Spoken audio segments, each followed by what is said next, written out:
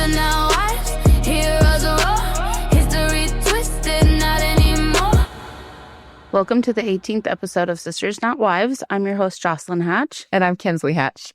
And today we are talking about the Mountain Meadows massacre. We may have to do two parts because there's a lot to it, but it's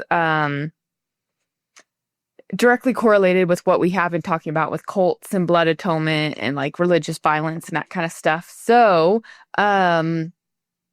starting out, I kind of wanted to lay the historical background of because we kind of talked about it last time, what was happening in Utah with the Mormon Reformation and how that kind of spurred blood atonement to be preached more in Utah.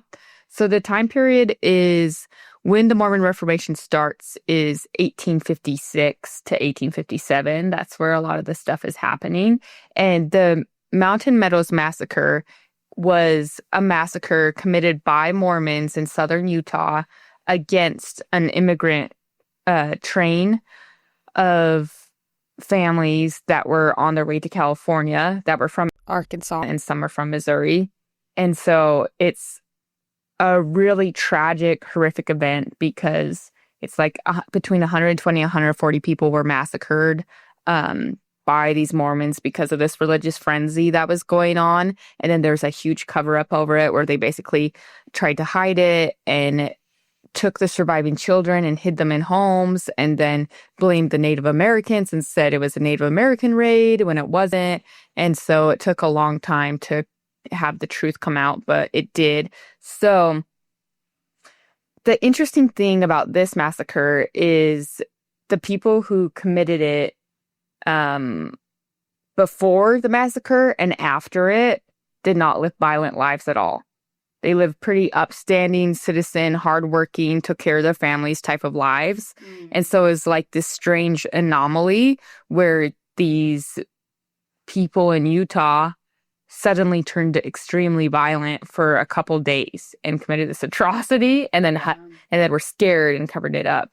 So a lot of people have researched and been like, why is that the case? So that's the groundwork that I want to start with because I think it's important to realize how something this tragic and this extreme can happen.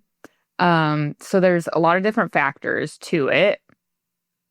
And also a part of this discussion is we're going to be talking about the book None Left to Tell, which came out last year in 2024. Oh, really? I know. It's just that recent. Yeah, I know. Well, also, I feel like the church didn't really start acknowledging the Meadow massacre until, like, a few years ago? Yeah, until they were forced to, honestly. Like, do you know when that started?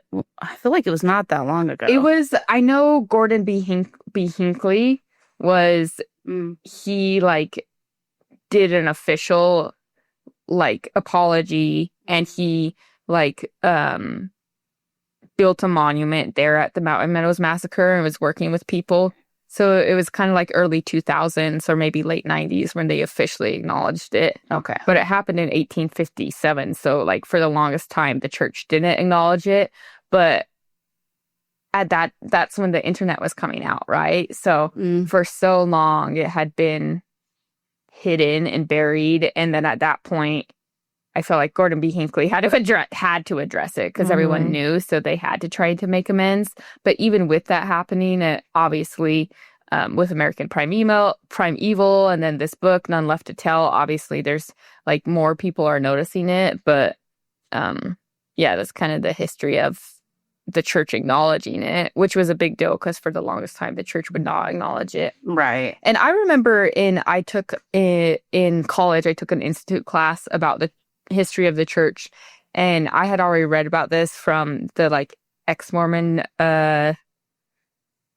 stuff online that I had read, so I already had heard about the Mountain Meadows massacre. But then in my institute class they did address it, but they were like, it was just a crazy stake president that went off the rails and did this, you know? And yes, that is true, but there's so much more to it. Right. It was like if Brigham Young really tried to kind of wash his hands of it. Yeah, that's the thing. Brigham Young did not order it. And when he found out about it, he was like, oh my gosh. But the thing is, he was an accessory to covering it up. And he also preached this Mormon Reformation blood atonement environment that got these crazies in southern Utah to feel like they could do that type of stuff, you know? Yeah. And so it's like they were living in, like, there's this quote from this guy in Springville, which is where a lot of the extreme Mormon Reformation stuff was really taking root. The leaders in southern Utah were Cedar City area and Fillmore and Springville, like that whole little area is where it was getting really extreme with like the confession meetings and with like the witch hunting and that's where the Mountain Meadows massacre is, around that area. And it was those people and those leaders that were really extreme. And the thing is, it's like, yes, they took it way further than like Brigham Young or that these people were preaching, but for a year and a half, they had been hearing about blood atonement, and they had been hearing about like strict obedience and how like, and kind of Gentile hate, you know, like anyone who's not us is evil. And even in their own community, it was like a purge going on where everyone, like the whole state legislature got rebaptized, and like they couldn't take the sacrament as a community for a while because everyone was unworthy.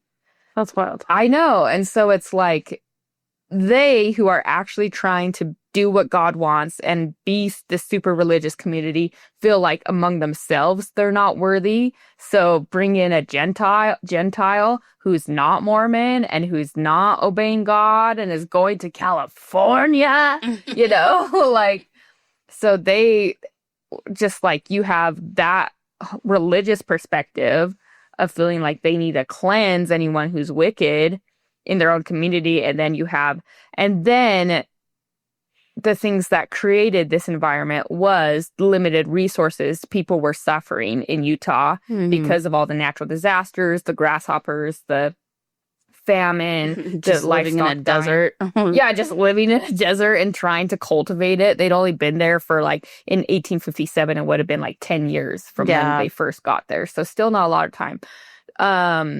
But that's what kind of got them into that mindset. And so when they're already struggling for resources, suddenly with Utah and the rest of the West, like the Southwest of the U.S. becoming U.S. territory and the gold rush and everything happening, you have way more people going through Utah to go to Oregon and go to California.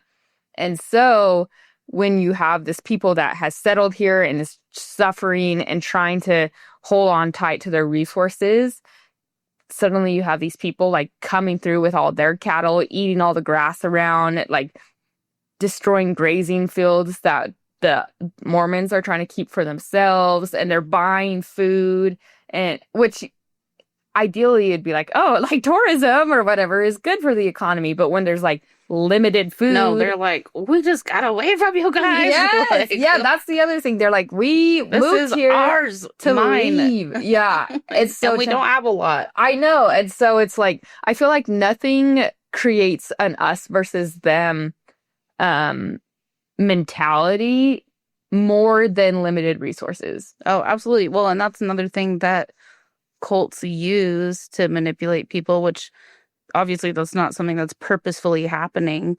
But when you're freaking hungry and you're worried about stuff, you have your scarcity mentality and all that fear. Mm-hmm. That's a huge factor, I feel like. Yes, that is so true. When you are desperate, you don't make good choices. Mm-hmm. And then when you are put in a survival, it's just like basic human nature, because historically that's how humans have survived. It's like when hard times come, you form a group and hope your group is stronger than the other group, right? Yeah. And so it creates that tribalism and that us versus them mentality. Mm-hmm. And so that's what is not right and not justifiable by any means. No, like, but it's interesting to think about the state that they actually were in. Right. And all of this is not justifying the murders or what was committed, but yeah, it is like what caused this anomaly where these nonviolent people committed this extremely violent massacre. Yeah. And yeah, it's kind of important to talk about. It's just like domestic violence. Like we all hear about it. We're like, oh my gosh, how did that happen? And it's grooming and it's layers and it's bit by bit. Yep. And so it's good to know the slippery slope. But so they definitely had that mentality. And then on top of that, what had been going on with the government hostilities were also rising with the Mormons and the federal government, because the federal government kept trying to send federal judges to run the judicial system in Utah. And Brigham Young was like, no, thank you. And so, We're good. No thanks. yeah, he's like, we have it taken care of, actually. And I'm also in charge. So, So he's the governor, yeah, and they're trying to replace him as governor. not yet. So Okay. that's kind of what spurred this whole thing to that's- happen. Okay. Yeah. So he had been the governor-ish. He'd been the leader of Utah and the governor ever since they got here. And but the federal government's like, we will send federal judges, we will send federal officials like U.S. Marshals, we will control this area once it became their territory. Mm-hmm. And they kept getting run out. Like, the federal judges would come back to the United States and be like, they were threatening to kill us. And they, like, confiscated the court records and destroyed them. And they, like, caused all this like, we are in fear of our lives. And there's no way the U.S. government can rule them without physical force. Yeah. And so it's really interesting because this was, like, a national concern. Mm-hmm. It wasn't just like people who cared about Utah or people who cared about Mormons. This was like on the national platform for the presidential race that happened. James Buchanan got elected to be the 15th president in 1856, and he took office in 1857. And it was technically the Democratic Republican Party, but historians usually just refer to it as the Republican Party that he ran off of. And a part of their platform was, I'll have to read it because it was basically said that, like, a big part of the platform was like encouraging Congress and like their politicians to get rid of the two relics of like barbaric civilization that were still around, which was slavery and polygamy. That's what they said. Interesting. Like, those were like twin relics that were barbaric and needed to leave the United States. Because as like the Civil War starts in 1860, 1861. And so it's just around the corner. So it's crazy because we all know that history is really building. But at the same time, you have these Mormons and this other side of the United States and what's happening there. And so those two big things, people were feeling like this is a threat to the principles of freedom that America was founded on, is slavery. So much going on at this time. And then polygamy. I didn't realize that. I know, it's And crazy. you got gold rush and everybody moved. Yes. And just all the things. It's wild. And like, there's so many. The Wild West. I know. That's the thing. It's the Wild West. You have the Civil War building up. You have like the Mormons. And it's just interesting to see. We all kind of know those little bits of history, but how they're all flowing and going at the same time. Yeah. That's what I didn't really realize. I know. It's kind of crazy to think about. So he takes office in 1857, Buchanan. And one of the first things he does, Brigham Young has this is actually kind of a tangent, but kind of really interesting. So do you remember learning about the Pony Express in school, which was like how they got mail from the United States to the Wild West, essentially? It was like this really fast, it was like the first fast mail delivery. Like, people were getting their Sheen so fast. Dang. Just kidding. Because it used to be like they had to use wagons, they had to use stagecoaches, which takes a long time to get anywhere, right? Mm-hmm. And so the Pony Express was this thing that developed with the federal government in 1860 to 1861, where they would just have a single rider for like important express mail who would be riding his horse as fast as he possibly could to a certain point, and then it would be like a relay where another rider was waiting for him, so he'd pass on the mail and then he'd race as fast as he could to the next point. Dang. So they got it to the point where they could get from Missouri to California in 10 days. Wow. Which was wild. Like, that, it was revolutionary for mail service. Yeah. But still, so that is like a huge phenomenon about like a staple of American history of that coming to be. But the interesting thing is Brigham Young is probably the first person who coined the term Pony Express, and he was doing it 3 years before the federal government was doing it. Yeah, because he created, he got a mail contract with the federal government to transport mail to and from the United States through Utah. And so this was super important because it was bringing in a much needed revenue source for him and Utah and like the Mormons. And so, but it's just like a classic example of how Utah was really a theocracy and how state and religion were one in Utah, because he got this contract as kind of like dealing with the government as like the territorial governor, right? But then he needed all these things to actually have, like he needed horses and he needed wagons and stagecoaches and riders and like state and clothes for the, just like so much. And he got it by having the church members donate it all to him and to the cause, right? So he uses the church to donate. They donate, I think it was like it was like $107,000 worth of stuff.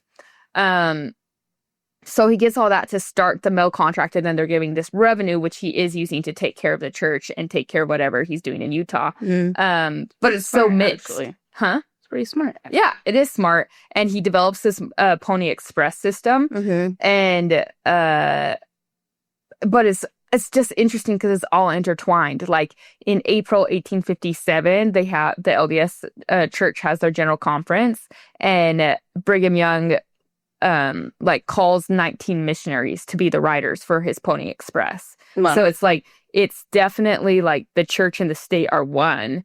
And it's like a perfect example of how he was doing that and how it's getting messy because of that. But it also was effective because everyone would obey him and do what he needed. And it's like, instead of the male riders being like paid government workers, they were missionaries. So super interesting. Wow. Yeah. Was it like that was their new mission? Like, what do you mean by missionaries? Like he called them to be missionaries, and their certain job was to carry the mail. Interesting. Yeah. Okay. Yeah. So it was like missionary driven workforce. Yeah. So that's really interesting. But in the beginning of 1857, once Buchanan takes over, the contract gets nullified. And the Mormons aren't told why. And it's a double issue, because not only do they not have all that revenue that they needed, they were depending on to survive, but now they don't have communication, like they don't have a steady source of communication between the United States and Utah. And so they don't get the news. It's ironic because they don't get the news because they canceled the mail contract, so they can't get mail about it. So that's the only way they could hear news about what's happening. That's rough. Yeah, so they don't really hear about it. And then Buchanan is like, and you know what? They're ungovernable. He starts getting all these reports, and he's like, enough's enough. Like the early summer of 1857, he's like, Brigham Young is no longer the governor. I'm sending a man, Alfred Cummings, and I'm sending him with an armed force of 2,500 men to go and replace Brigham Young, because I don't think there will be a peaceful transition. Like, I don't think they'll allow Brigham Young to step down from governor unless we show a physical force, because they have run out all our federal officials. Yeah. So he does that. But again, he doesn't, like, there's no direct communication to Brigham Young or the Mormons about this. And so it happens in this there's like rumors that are happening, like, what's going on? What's the federal government going to do to us? And then, ironically, on Pioneer Day, everyone's celebrating at Silver Lake. Brigham Young throws like the biggest picnic in the world. He invites like tens of thousands of people, and they all make their way up a big Cottonwood Canyon. They're having this big 24th celebration because it's like 10 years since they've been in Utah, right? Oh. So they're all celebrating, and then people who were a part of the mail, like Porter Rockwell, like ride into where Silver Lake is, where everyone's partying. They're like, we're in trouble. And everyone's like, what? So everyone's like joyously celebrating. And then these people come in and they're like, they canceled our mail contract. They're sending an army to come attack us. They're going to replace Brigham Young as governor. Oh my gosh. Yeah. So suddenly It it's sounds like, like a scene from a movie. it does, right? It's crazy. It sounds like so dramatic and so, but that's literally what happened. And Dang. so, and on top of that, Parley P. Pratt. Have we talked about Parley P. Pratt yet? A little bit, I feel like. Yeah, I think we have a little bit. But have we talked about his murder? Nope. Okay. So Parley P. Pratt was a 12 apostle, and he was doing missionary work in the United States, and he was also a polygamist and had a bunch of wives, right? Mm-hmm. And so he got involved with this woman who was in a really bad marriage herself. She had kids with this guy, but this guy was extremely abusive to her. Mm-hmm. And so she met Parley P. Pratt and was probably honestly looking for a way out of this horrible marriage that she was involved in. And he's like, come be one of my polygamous wives. Mm-hmm. And she's like, okay. Sounds better than this. Yeah, honestly. And so she tries to leave with Parley P. Pratt with her kids, and her husband's like, no. And so he gets the kids, and then she's trying to get away from him, and Parley P. Pratt is trying to help her, but it's kind of this like process, and Parley P. Pratt gets advised, like, I think by Brigham Young, I can't remember, but like, just leave it. Do not get involved in this. But Parley P. Pratt's like, no. And so he goes back to try to help her come to Utah to be one of his wives and to try to get the kids.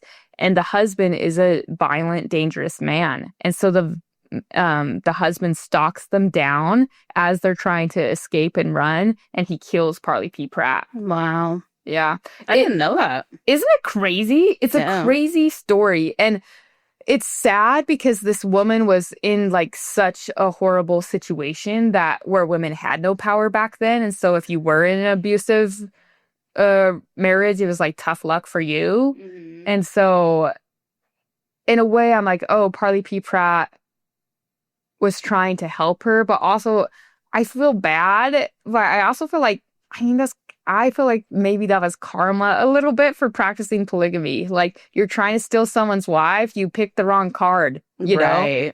Right. You pick someone's, and that sounds like very much property, like not like that, obviously. Like, she needed to get out of that marriage, and at least someone was trying to help her. Yeah. But it was like just to take her into polygamy. Right. And all the horrible things that are in there. It's not like she was going to get taken care of. She probably wouldn't have been abused as much as she was, but it was still like trade-off. And like, and sometimes karma comes from horrible people, you know, like. Yeah. But the good news is, the good part of the story is she does still go to Utah and she does escape her husband. Oh. Yeah. But so she shows up with these people at the picnic too. And so then they find out that Parley P. Pratt was killed. Oh my gosh. Like, yeah. And they're like, that's wild. This is the worst thing ever. And also. Yeah. Yeah. So like, wow. Suddenly they're in like hysteria, war hysteria. Yeah. You'd be like so overwhelmed by all that information. I know. You're like trying to eat your sandwich. And then you're like, it's like all their worst nightmares. Like their greatest fear is the federal government attacking them and then them getting persecuted again, you know? Yeah.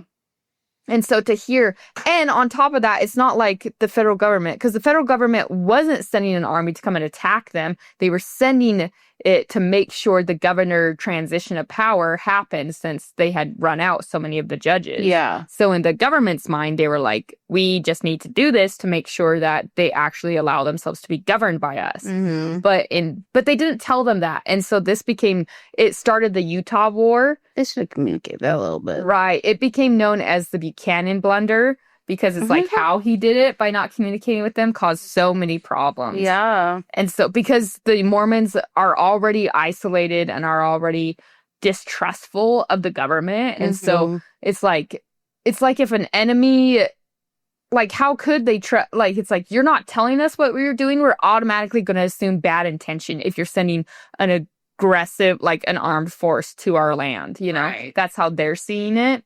And so, and they get wild. They're like, we're attacking. We're like, it's like guerrilla warfare up in here. So that they're like, we're gonna like steal their cattle. We're gonna burn land around them. We're going to like Around who?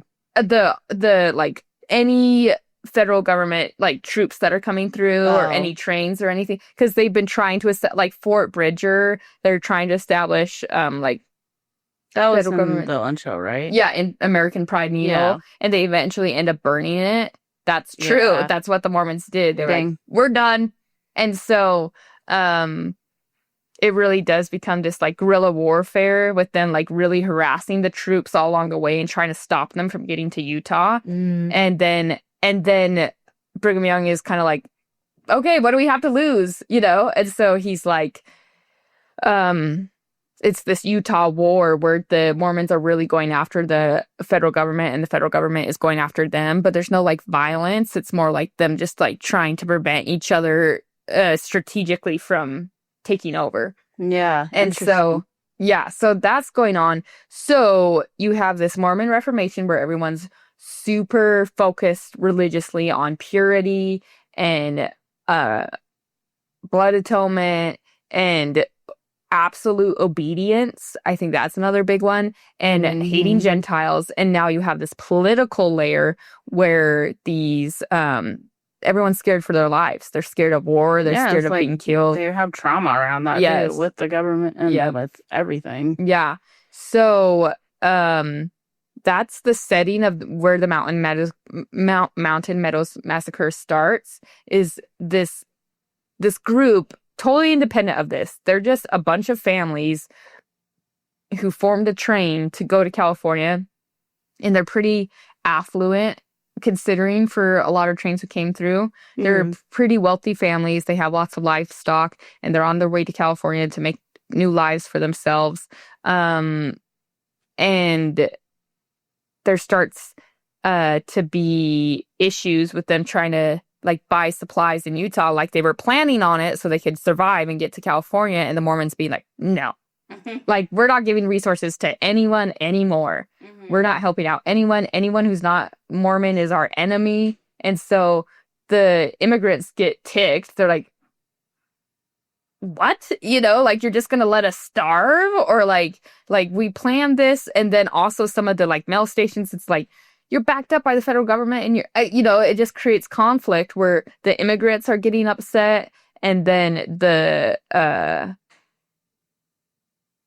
Mormons are getting upset, and there's like some conflicts going on there. And then, which is in None Left to Tell, there's some cattle start to die of the immigrants, and people are like, who poisoned what? You know, both are thinking that like they poisoned a stream and some cattle died. No, it was the Mormons' cattle who died, right?